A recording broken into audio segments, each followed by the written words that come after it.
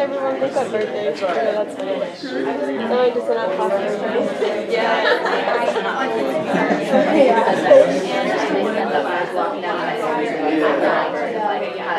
Have a dog.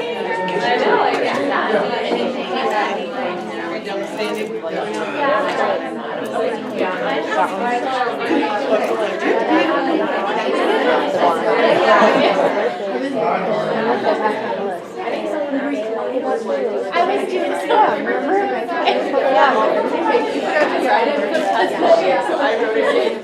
You only wrote your name. It said birthdays like huge at the top. I didn't do it to you. You only wrote your name on it. I don't know. 5 more of those stand-up things upstairs. We haven't put them together yet. So if you're needing one, let us know. So what's in a name? Physician assistant, physician associate. In the early days, it was physicians, apostrophe S. It was the possessive form. We got rid of that back in the mid-'80s. Anytime that it's still around, that's what they still call us here on this campus. Whenever you see that, tell them, get rid of the apostrophe S. Don't belong to anybody. It's not possessive. It's physician, singular. Physician assistant.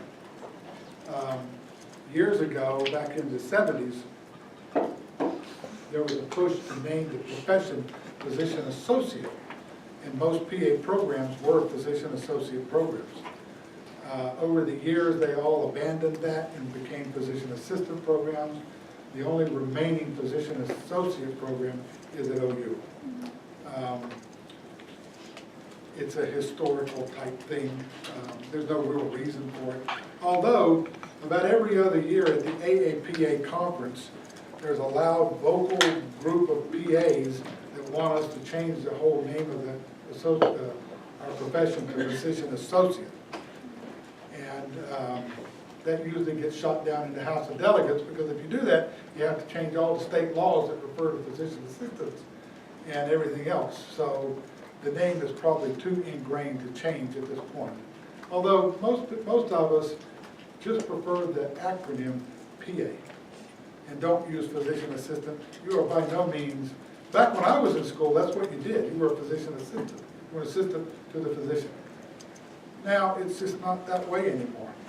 I mean, if you go to Integris Hospital to get a liver biopsy, it's going to be done by a PA. There's not going to be a physician around. Where were you a physician assistant? I haven't worked in the same building with a physician since I can remember. I don't even know where my physician for a while was in the Ukraine, and I didn't even know it. Do you have recommendations on how to explain that to patients? I know I've been with kids before, and someone asks them what they are, I think physician assistant, and then there's confusion. I would just go back to, because as a medical assistant, are you going to get your LPN? When are you going to get your RN? No, I'm not a medical assistant, I'm a physician assistant. I'd say I'm a PA. I was trained in the College of Medicine. I'm trained in the practice of medicine. That's what we're doing today. So, I don't know where it's going to end up. If you go to the national conference, you're going to see that argument about physician assistant, physician associate. You'll see it. Supervision versus independence. Nurse practitioners are fiercely fighting for independence from physicians. And as PAs, we always had the philosophy that we work under the physician's supervision, that we're partners and we practice team-based medicine. But that's changing. Now there's a move in the PA profession for independence, to get rid of that physician supervision. Make it more of a collaborative thing, not supervision. And you're gonna be dealing with that over the next few years. You know, you stop to think about it, that's the reality of it. It's the reality of it. Just, that's gonna be a huge fight though with state and medical associations. I can tell you that now. Degree inflation. Why do you get a master's degree? You know, at OU, when I was over there, the PAs and the medical students and dental students were taking anatomy. It was the same course. You took the same exam. Why did you get master's level credit before 1997? You got a bachelor's level credit. Yet these guys were getting doctoral level credit for the same damn course. Why is that? Why is this profession or this curriculum not doctoral level? I can tell you, it is on that level. Well, there are many arguments for and against it. Against it is, well, if we're going to give you a doctoral degree, we're going to have to increase the length of the program. We're going to have to do something to make it different than a master's. Well, it's already 2.5 years. If I make it 3 years, why would you want to go be a PA when if you can just spend a few more months and you can go get a medical degree? So that's one argument against it. The other is, who cares what the degree is? It's not the piece of paper. It's what you do and the confidence at which you do it. That doesn't hold water when you're trying to convince legislators who are more impressed by this doctorate of nursing practice. Yet you have a master's degree, yet they've never dissected a cadaver. They've never taken physiology. They've never taken pharmacology. Or the pharmacology that they've taken is so watered down, they couldn't tell you a lactam from a macrolide. So there's been a lot of degree inflation over the last 15 years. Everybody that graduated from pharmacy school used to be an RPH, registered pharmacist. The profession decided that the entry-level degree for pharmacists was going to be a PharmD. So overnight, they changed it. So now they changed the curriculum, changed the whole curriculum. So now instead of a 3-year program, it's a 5-year program. Now you're going to get a PharmD. But what they did was they grandfathered all these RPHs.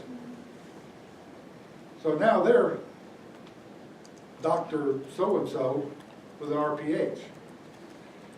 Speech therapist, physical therapist.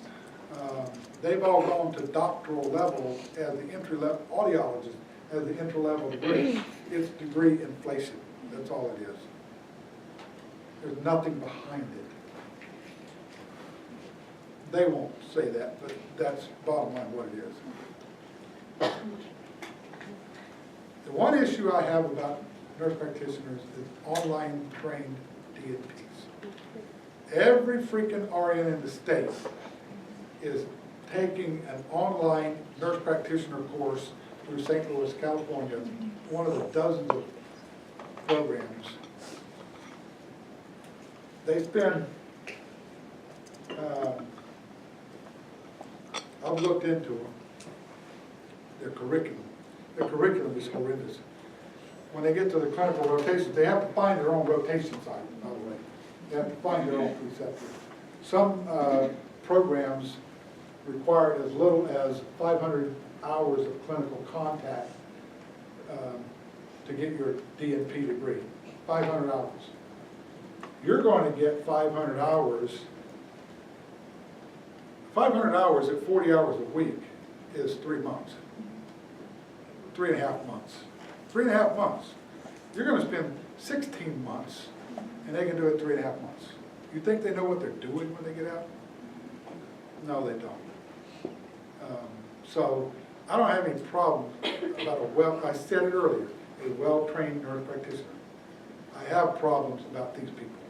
And as a matter of fact, the nurse practitioner program, the director of the nurse practitioner called me just before Christmas and said, "Damn, what are we going to do about all these DNP programs? It's killing them too, because people aren't going to their schools and they're getting their jobs and they're taking their rotation sites."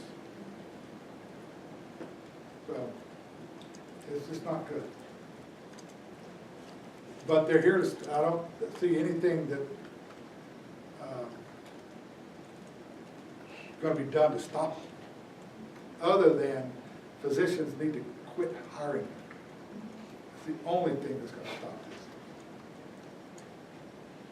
this. 85% in the reimbursement fight continues. Medicare decided years ago, back in the probably 80s, early 80s, late 70s, early 80s, that they would reimburse PAs and nurse practitioners for seeing Medicare patients. But they would only do it at the rate of 85% of the physicians allowed. So if the doctor was going to be reimbursed $100, you would only be getting 85. Nurse practitioners too. That's the way it started out, and that's the way it still is. So if they only get like 50% reimbursed, you get 85 of their 50? Correct. So it's, unfortunately, a lot of private carriers follow Medicare. So Blue Cross Blue Shield now is at 85%. This is insane policy. You don't put 85% of the sutures in, you don't get the systolic blood pressure 85% of the way down to goal. You're doing the exact same thing. You should be reimbursed at the exact same rate. But we're not going to win that argument, even with the nurse practitioners.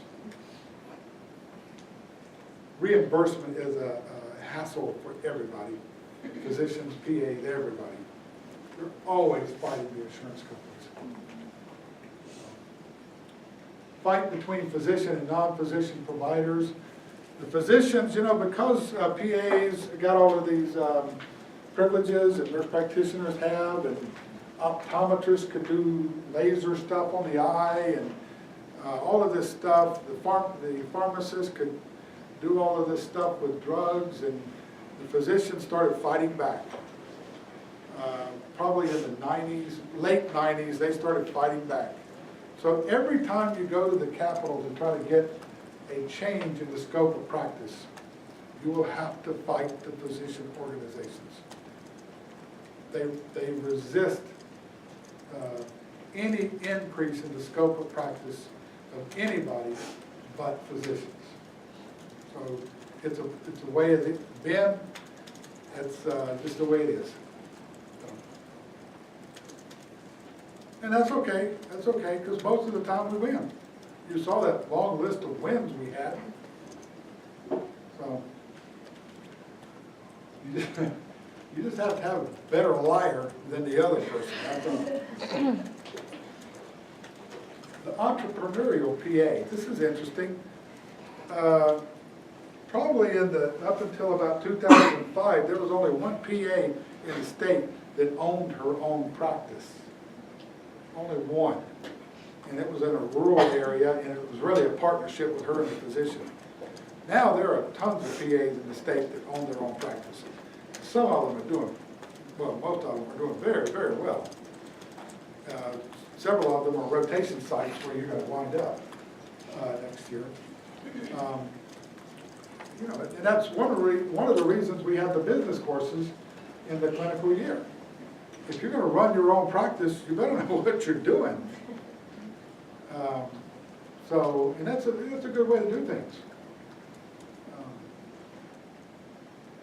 A woman and her husband and her brother opened up a new clinic down at Ardmore, rotation site for us. They're doing very well. Nice clinic, nice practice. A couple of guys opened up a practice over on Douglas Boulevard, Midwest City. Opened their second practice in Ardmore. Very well. Doing very well. So, you know, if that's your goal, it's possible now. We used to have to fight physicians because we could not employ a physician.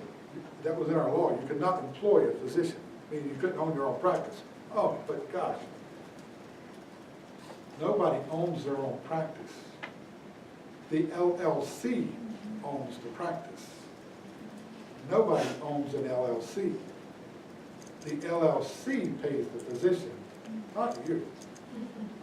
So there's a way around it, an easy way around it. And nobody's gonna change business law to go after this. Hospitals doing, PA's doing hospital consults. This happens all the time now, where you go, let's say you're working for a cardiologist, a nephrologist, a urologist. Oftentimes now, the PA, and if you've got inpatients, you know, these family docs have admitted some patients, and they need a urology consult or cardiology consult, you will go do the consult. You are the specialist doing the consult. That's standard now. It used to be exceptionally rare, now it's standard.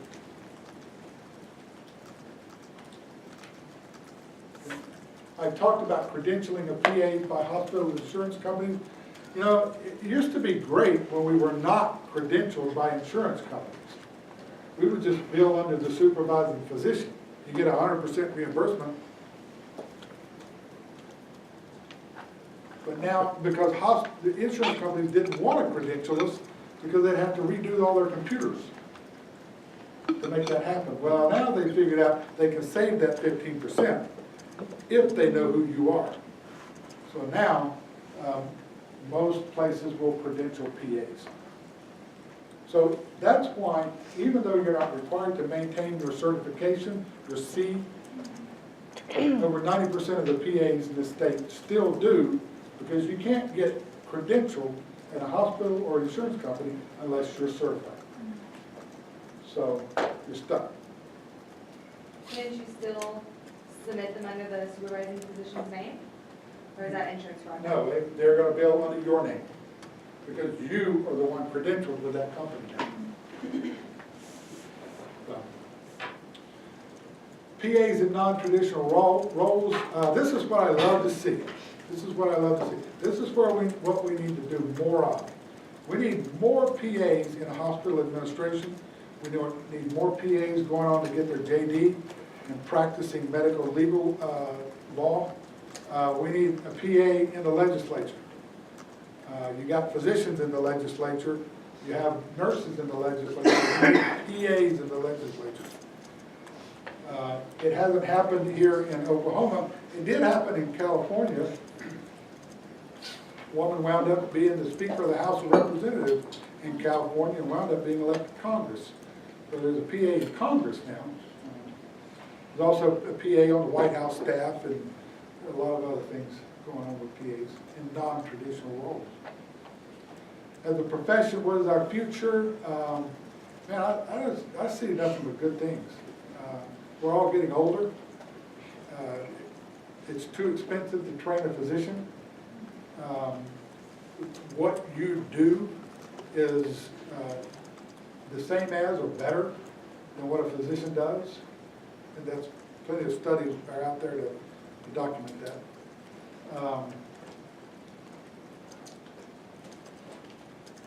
I wish you were all graduating tomorrow, because I have so many jobs in this state that I don't have people to occupy them. So most of you will probably have a job before you graduate, if you want one. You know, we already have one of our second-year students who's already signed a contract. Go to work. She doesn't even graduate till May. So,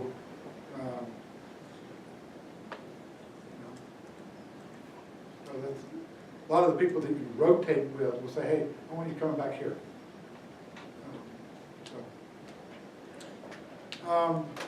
So real quick about how we came to be here. I think that's all I have to say. Are there any other questions that I can? All right, so how we came to be here. So I was at OU for 25 years. And OU is this huge bureaucracy. It's playing in the NFL, and it's horrible. You're always fighting somebody. You go to bed mad, you wake up mad. And you can retire when your age plus the years of service at OU equals 80. When my age plus years of service at OU equaled 80.000, I got out of there. But I did not want to leave PA education. like what I do. The state needs more PAs, so I looked around at every university in the state to start a new PA program. And I saw OCU here. I'd never even been on this campus, didn't know anything about this program, this school when I started looking, but I saw that, well, they've got a nursing school that grants a doctoral degree. They've got a law school that grant, you know, the JD. They've got a business school with all these MBAs, CPAs and stuff like that. Yeah, they're familiar with the graduate programs, even though they're not a medical school. I think this is the place I would want to put a PA program. So I was looking through the list of trustees for this program, and Jerry Vanetta was a trustee, Dr. Vanetta. Dr. Vanetta used to be the dean of the College of Medicine over there back in the 90s. So he was my dean back in the 90s. So I called him up. I hadn't talked to him in years. I probably hadn't talked to him in 10 years. I mean, he knew who I was, and I knew, you know. I said, I have a proposition for you. Can we sit down and talk about it? So he said, well, how about I meet you at the Bricktown IHOP? 7 a.m., I think it was on April 4th, 2013. So I met him down there, and I had been going out doing these for institutions in the country that wanted to start a PA program. A team of us would go and we would meet with their university officials and go over what it takes to start a PA program. Well, I had all that data, you know, and I had the data from being a program director for 20 years.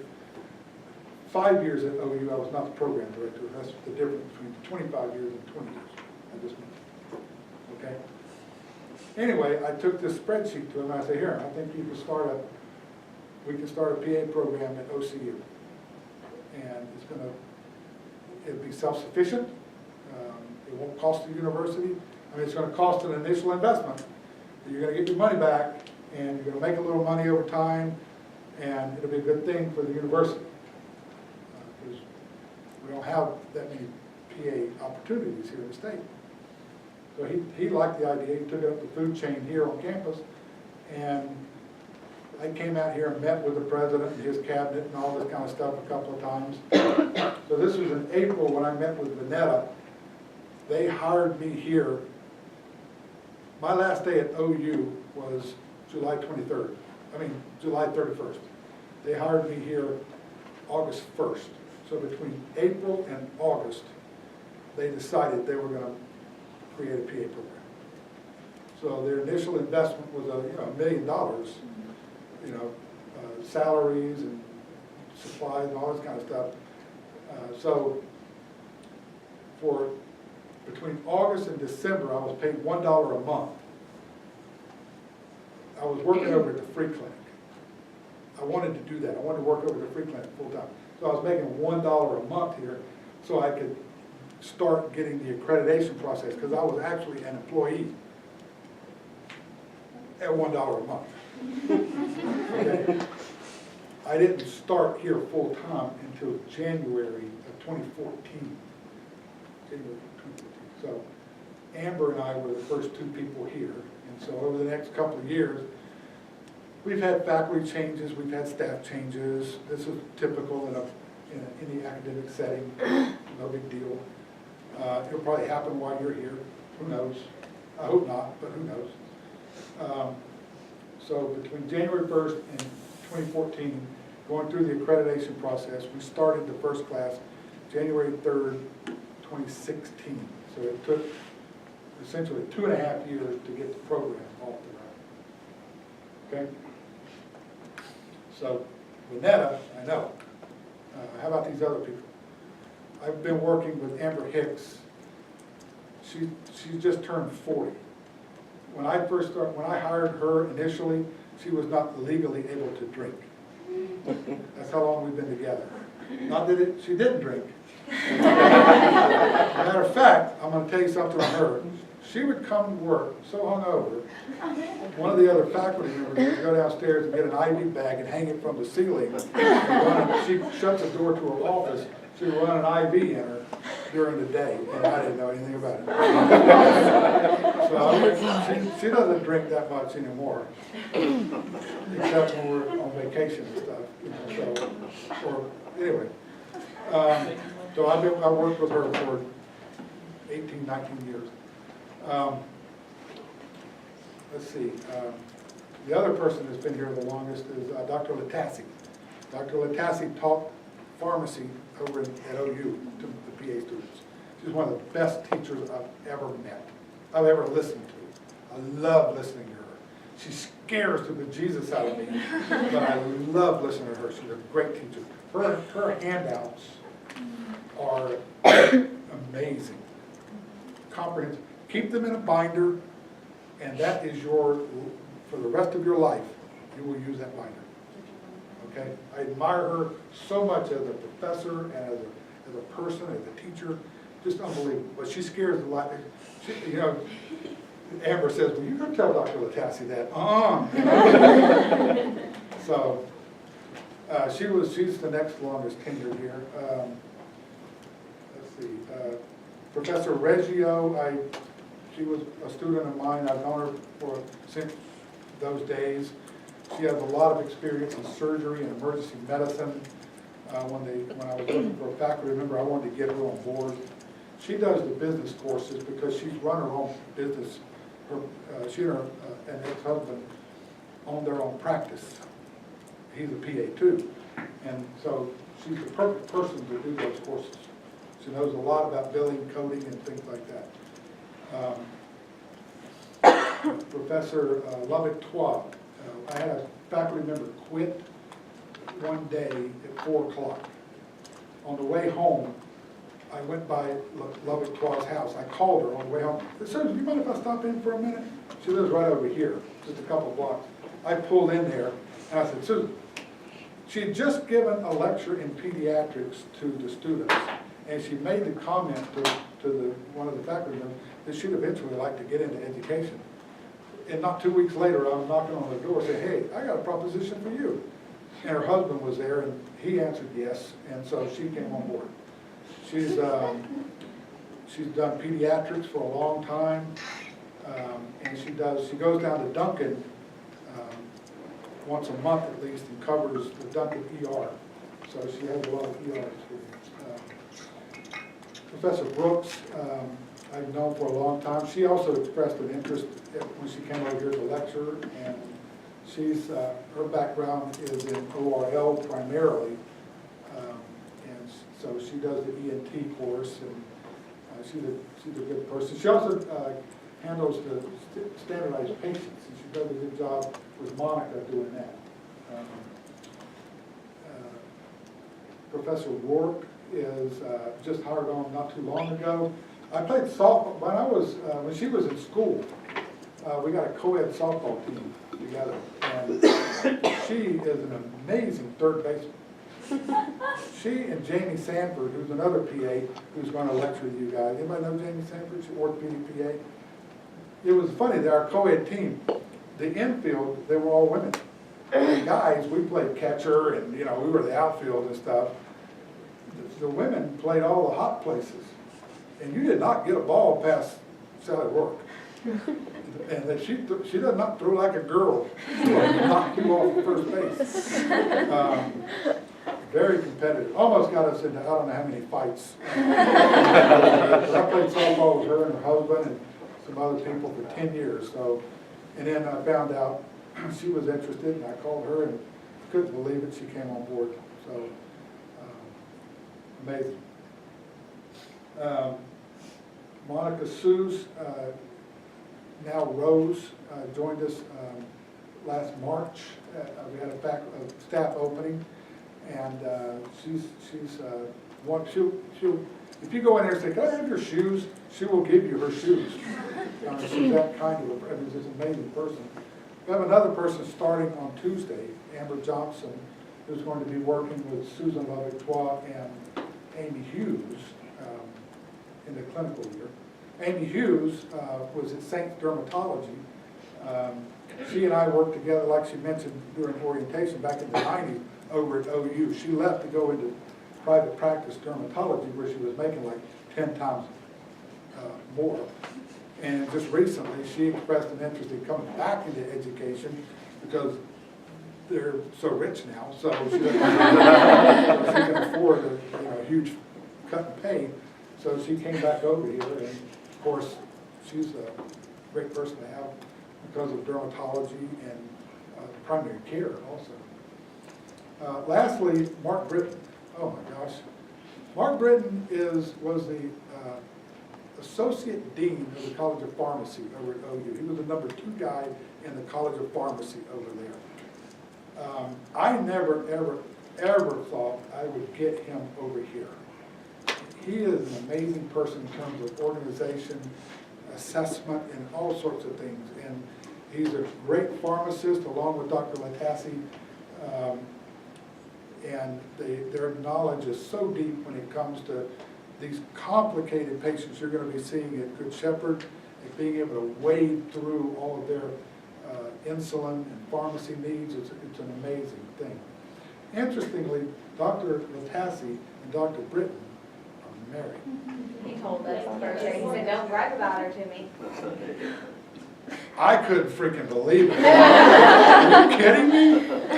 And to hear those two go after each other, it is the funniest thing. They were today. They got after each other. Oh man, they continued it upstairs at lunch. Yeah, it was so funny. Yeah, he took part of her time. Yeah. That's one thing you don't ran do. 20 minutes over into my time. That's one thing you don't do. She Slams her book. still gripes at me because in 1996, I went over 5 minutes on a lecture, and she was just like, and so she's never let me forget that. So,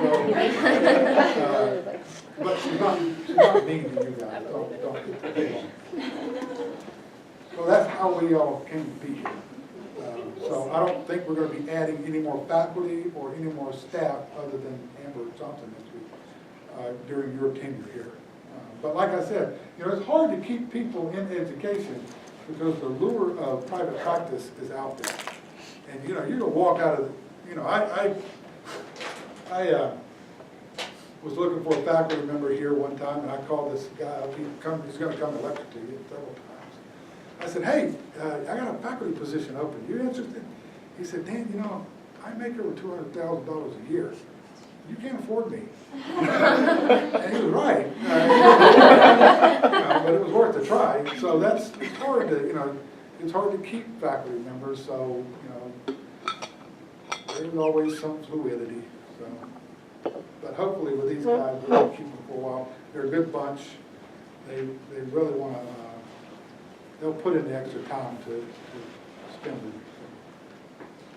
it. Any other thing I can answer for you before Monday? All right. So wait, we need to read that thing over the nervous system, the 9 pages? Yeah, have you looked at it yet? It's on the URL. It's little type, it's scrunched together. Do we also read the primer or just the? Yeah, I would read that too. Read the what? You're not going to be tested over those things. That autonomic nervous, when I start talking about the autonomic nervous system and these pathways on Monday, it's easy for you to get lost. So if you've read that thing a couple of times, even if you don't understand it, just going through it, there are pictures on there. If you read the paragraph and follow on the picture, then you'll be ahead of the game on Monday. Okay? All right, I'll see you then. We have to, I'm studying.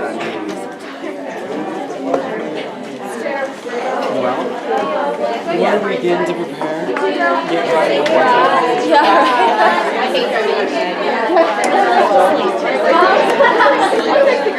Yes.